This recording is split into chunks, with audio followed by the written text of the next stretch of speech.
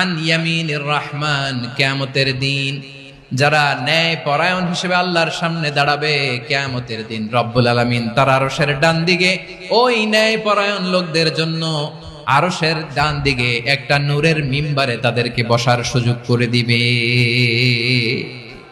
আল্লাহর আরশের ডান দিকে ন্যায় পরায়ণ লোকদের জন্য আল্লাহ তাআলা নূরের মিম্বার বানাবে। চারটেখানে কথা মনে করেছেন? আল আদাল, জাস্টিস, ইন্নাল্লাহা ইয়া'মুরু বিল আদল। আল্লাহ তাআলা এই আদালতের নির্দেশনা দেন, সুবিচার, সুশাসন। প্রিয় ভাইয়েরা, এটা আমরা বাংলাদেশে চাই কি চাই না? এই যে অরাজকতা, এই যে অন্যায়, এই যে জুলুম, এই যে ইনকনসিস্টেন্সি, সমাজের অসঙ্গতির প্রধান কারণ জাস্টিস নাই, সুবিচার নাই, সুশাসন নাই। শেষবারের মতো আওয়াজ করে বলেন তো, আমরা বাংলাদেশে আদল চাই কি চাই না? তাহলে প্রথম নির্দেশনা শেষ, আল্লাহ তাআলা তোমাদেরকে আদলের আদেশ দেন। এরপরে আল্লাহ বললেন, আমি তোমাদেরকে ইহসানের আদেশ দেই। ইন্নাল্লাহা ইয়া'মুরু বিল আদলি ওয়াল ইহসান। আমি তোমাদেরকে যেমনি আদলের নির্দেশনা দেই, তেমনি ভাবে তোমাদেরকে ইহসানের নির্দেশনা দেই। ইহসান, আওয়াজ করে সবাই বলেন তো ইহসান। ইহসান মানে কারো প্রতি সফট হার্টেড হওয়া, মহানুভব হওয়া, অনুগ্রহ পরায়ণ হওয়া, অনুগ্রহশীল হওয়া, একে অপরের প্রতি দয়াদ্র হওয়া। একে অপরের প্রতি দয়াদ্র, অনুগ্রহশীল হওয়া ছাড়া মানবিক সমাজ কশিনকালেও গঠন করা সম্ভব না। প্রিয় ভাইয়েরা, সুন্দর আচরণ দিয়ে, ইহসান দিয়ে যা জয় করা যায়, নরম আচরণ দিয়ে যেটা অর্জন করা যায়, কঠোরতা দিয়ে সেটা পারা যায় না। বিষ্ণু ঈসা ইসলাম ইহসান দিয়ে, কোমল আচরণ দিয়ে, তার অনুগ্রহ দিয়ে তিনি অনেক কাফিরের হৃদয়কে জয় করে ফেলেছেন। সাইয়েদনা সুমামা ইবনে উসাল রাদিয়াল্লাহু তাআলা আনহুর কথা মনে পড়ে যায়। তিনি ছিলেন ইয়ামামার বাদশা। মদিনাতে বিশ্বনবীকে হত্যা করার নিয়তে এসেছিলেন। গোপনে গোপনে বিশ্বনবীকে হত্যা করে আবার ইয়ামামাতে তিনি ফিরে যাবেন। কিন্তু কি অবাক করা কাণ্ড, হত্যা করতে পারে নাই, সাহাবাদের হাতে তিনি ধরা পড়ে গেলেন। সাইয়েদনা সুমামা ইবনে উসাল রাদিয়াল্লাহু তাআলা আনহু হত্যার নিয়তে আসলেন, কিন্তু হত্যা করতে পারলেন না। সাহাবারা ওনাকে ধরে ফেললেন, ধরে মসজিদে নববীর পিলারের মধ্যে বেঁধে রাখলেন। সুমামা ইবনে উসাল, সিরাত থেকে শুনে, সিরাত থেকে শোনাচ্ছি, রাদিয়াল্লাহু তাআলা আনহু ইয়ামামার অধিপতি ছিলেন। বিশ্বনবীকে হত্যার জন্য আসছেন, ধরা পড়ে গেছেন, এখন মসজিদে নববীতে বেঁধে রাখছেন। তার মানে বন্দী। এখন স্ট্যাটাস কি? বন্দী, ক্যাপটিভ। তো বিষ্ণু ঈসা ইসলাম সাহাবাদেরকে বললেন, তার খোঁজ খবর নিও, সুমামা ইবনে উসালের খোঁজ খবর নিও। সাহাবারা বলেন, ইয়া রাসূলুল্লাহ, আপনাকে হত্যা করতে এসেছে, তার তো কঠিন ক্যাপিটাল পানিশমেন্ট হওয়া দরকার, কঠিন শাস্তি হওয়া দরকার। বিশ্বনবী বললেন, না, আমি যেটা জানি তোমরা সেটা জানো না, তোমরা সুমামার সাথে ভালো আচরণ করো। বিশ্বনবী সুমামার কাছে গেলেন। প্রথম দিন যে তিনি কালেমার দাওয়াত দিলেন, ইমানের দাওয়াত দিলেন, ইসলামের দাওয়াত দিলেন, রিসালাতের দাওয়াত দিলেন, আখিরাতের দাওয়াত দিলেন। পরের দিন যে বিশ্বনবী সালাতের দাওয়াত দিলেন, যাকাতের দাওয়াত দিলেন, ইসলাম কি, কিভাবে, কেমন করে পালন করতে হয় চমৎকার আর্টিকুলেট করতে শুরু করলেন। তন্ময় হয়ে সুমামা ইবনে উসাল রাদিয়াল্লাহু তাআলা আনহু বিশ্বনবীর কথাগুলো শুনতে আরম্ভ করলো।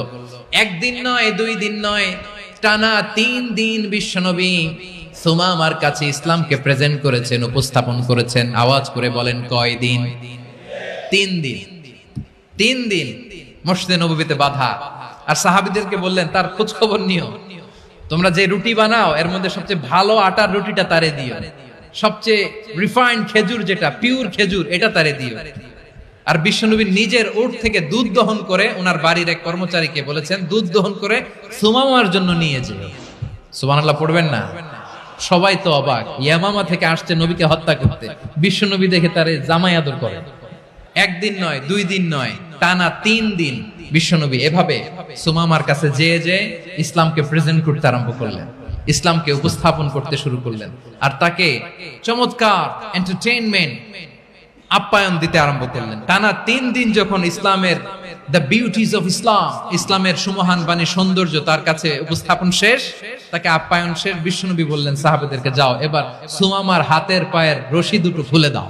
সাহাবারা তর্ক জুড়ে দিলেন, লা ইয়া রাসূলুল্লাহ, এমনটা করবেন না, তো ভয়ঙ্কর ভয়ঙ্কর খুনি, কি জানি কি হয়ে যায়। বিশ্বনবী বললেন, না, তার হাতে পায়ের রশিগুলো খুলে দাও। সাহাবারা বিশ্বনবীর কথা মতো তার হাতে পায়ের রশিগুলো খুলে দিল।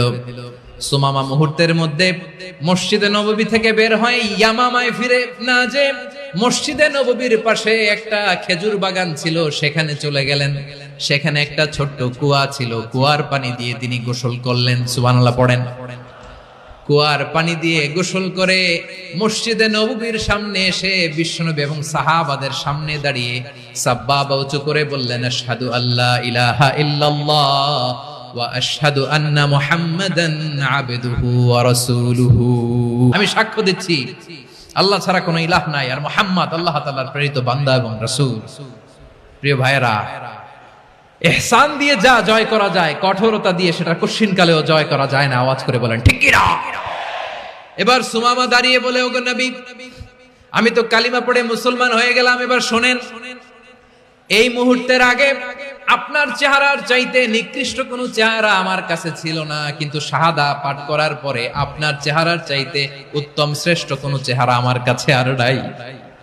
ও নবী, আজকের দিনের আগে ইসলাম ধর্মের চেয়ে নিকৃষ্ট অপছন্দনীয় কোনো ধর্ম আমার কাছে ছিল না, কিন্তু এই মুহূর্ত থেকে ইসলামের চেয়ে সেরা শ্রেষ্ঠ পছন্দনীয় কোনো ধর্ম আমার কাছে নাই। নবী গো, আজকের দিনের আগে মদিনার চাইতে অপছন্দনীয় নিকৃষ্ট কোনো শহর আমার কাছে ছিল না, কিন্তু এই মুহূর্তের পর থেকে মদিনার চাইতে কোনো শ্রেষ্ঠ শহর আমার জানা নাই। সে ছিল গমের বড় ডিলার, গম বেচতো। কি বেচতো? তার গম কিনে মক্কার লোকেরা রুটি খাইতো। সে ঘোষণা দিল, আজকে থেকে মক্কাবাসীদের জন্য সব গম আমি হারাম করে দিলাম, মক্কাবাসী এখন না খেয়ে মরে। সুবহানাল্লাহ পড়বেন না? মক্কাবাসী বিশ্বনবীর কাছে আসলেন, এসে বললেন, মুহাম্মদ, আমরা তো তোমার ভাই, তোমার চাচা, তোমার ভাতিজা, তোমার আত্মীয়, তুমি সুমামারে বলো সে যেন আবার গমের সাপ্লাই মক্কার জন্য অনুমতি দিয়ে দেয়। বিশ্বনবীর অনুমতি ক্রমে সুমামা আবার মক্কাতে গম পাঠাতে শুরু করলো। পড়েন সুবহানাল্লাহ। ইহসান, ইহসান দিয়ে আপনি যেটা জয় করতে পারবেন, you can win the heart of your enemies.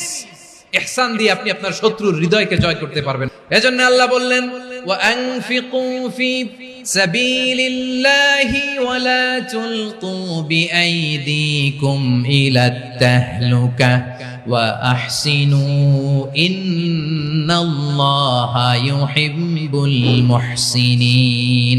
তোমরা আল্লাহর রাস্তায় দান করবে আর নিজেরা নিজেদেরকে ধ্বংসের হাতে ঠেলে দিও না। তোমরা একে অপরের প্রতি ইহসান করবে, কারণ ইহসানকারীদেরকে আল্লাহ বড় ভালোবাসেন। সুবহানাল্লাহ পড়েন।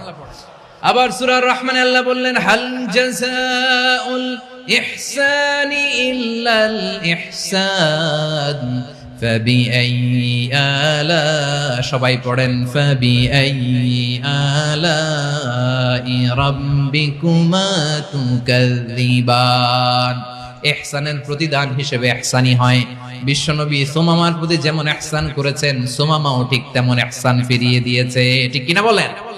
তাহলে 1 নম্বরে হচ্ছে আদ, ন্যায় বিচার। 2 নম্বরে সবাই বলেন ইহসান, সদাচরণ। ইহসান 2 ধরনের প্রিয় ভাইরা, ইহসান ফিল ইবাদা, ইহসান ফিল মুআমালা। ইহসান ফিল ইবাদা হচ্ছে একাগ্র অনুভবে ইবাদতে ডুব দেওয়া, এর নাম ইবাদতের ইহসান। সুবহানাল্লাহ পড়ুন।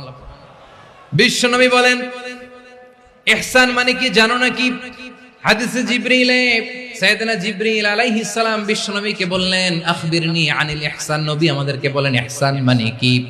বিশ্বনবী বললেন, আনতা আবুদাল্লাহা কাআন্নাকা তারাহু ফাইন লাম তাকুন তারাহু ফাইন্নাহু ইয়ারাক। ইহসান মানে হলো এমন ভাবে তুমি আল্লাহর সামনে নিজেকে উজাড় করে ইবাদত করবে, তুমি ভাববে তুমি আল্লাহকে দেখতে পাচ্ছ। আর এটা যদি ভাবা তোমার জন্য কঠিন হয়ে যায়, অন্তত এতটুকু তুমি ভাববা যে আল্লাহ তোমাকে দেখতে পাচ্ছেন। ঠিক কিনা বলেন? ও আমার বীর চট্টলার ভাইয়েরা, কেউ যেটা দেখে না সেটা দেখে কে? এই বিশ্বাস হৃদয়ের মধ্যে আছে? নামাজে যখন দাঁড়ান এই ফিলিংসটা আনা যাবে? এসা পর্যন্ত যে আমরা হায়াত পাবো কোনো গ্যারান্টি আছে? সবাই আওয়াজ করে বলেন, গ্যারান্টি আছে? গ্যারান্টি নাই। এজন্য বিষ্ণু ইসলাম বলেছে, এমন ভাবে নামাজে দাঁড়াও, ইবাদত করো, মনে করো হতে পারে এটাই আমার জীবনের শেষ নামাজ। Perform the Salah